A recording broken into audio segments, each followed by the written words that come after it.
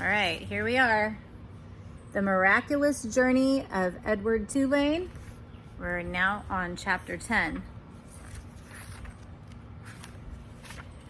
Lolly was a lumpy woman who spoke too loudly and who wore too much lipstick. She entered the house and immediately spotted Edward sitting on the living room couch. "What's this?" she said. She put down her suitcase and picked Edward up by one foot. She held him upside down. "That's Susanna," said Nellie. "Susanna!" shouted Lolly. She gave Edward a shake. His dress was up over his head and he could see nothing.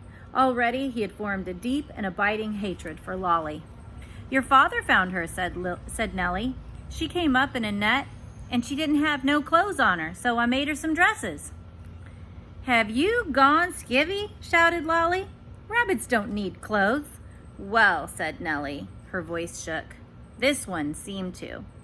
Lolly tossed Edward back on the couch. He landed face down with his arms over his head and his dress still over his face, and he stayed that way through dinner.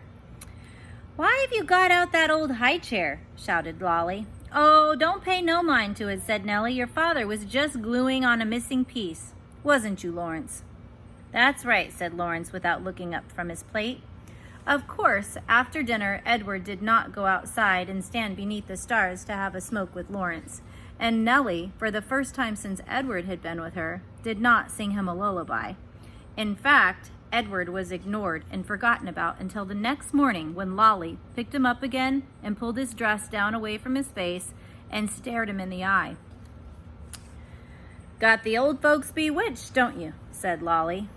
"I heard the talk in town that they'd been treating you like a rabbit child." Edward stared back at Lolly. Her lipstick was a bright and bloody red. He felt a cold breeze blow through the room. "Was a door open somewhere?" "Well, you don't fool me," she said. She gave him a shake. "We'll be taking a trip together, you and me." Holding Edward by the ears, Lolly marched into the kitchen and shoved him face down into the garbage can. "Ma!" Lolly shouted.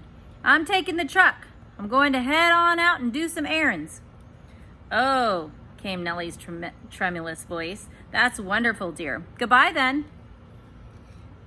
Goodbye, thought Edward as Lolly hauled the garbage can out to the truck. "Goodbye," Nellie called again, but louder this time. Edward felt a sharp pain somewhere deep inside his china chest.